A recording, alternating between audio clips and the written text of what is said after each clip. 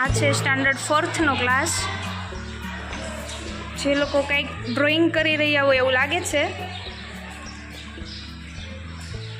Hello madam. Hello madam. શું કરે છે બાળકો? આ બાળકો છે પક્ષીઓ અને પ્રાણીઓના ચિત્ર દોરે છે.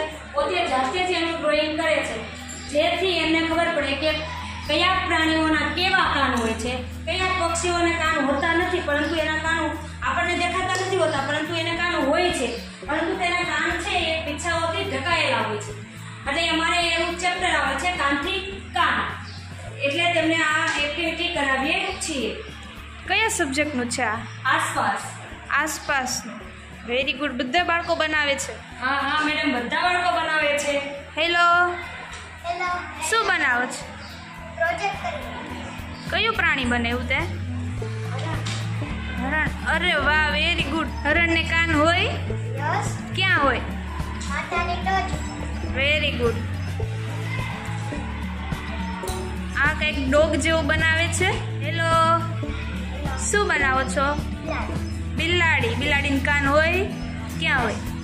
માથાની ટોચ ઉપર. માથાની ટોચ ઉપર. Very good. કન્ટિન્યુ.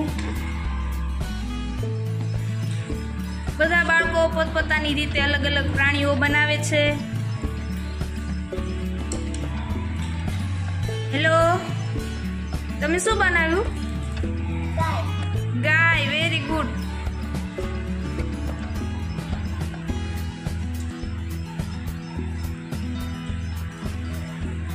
ખૂબ જ સરસ. બધા પોતપોતાની રીતે મહેનત કરી રહ્યા છે બાળકો.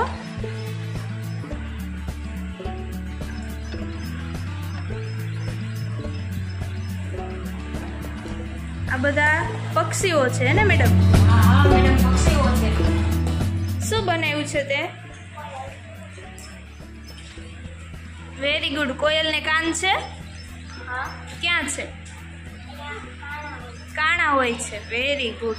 આવી એક્ટિવિટીથી તો બાળક આસાનીથી સમજી શકે ને? હા મેડમ, એ આસાનીથી સમજી શકે, કારણ કે કોને કાન હોય દેખાય છે અને કોને કાન આપણે જોઈ શકતા નથી, એ પોતે છે એ આસાનીથી સમજી શકે.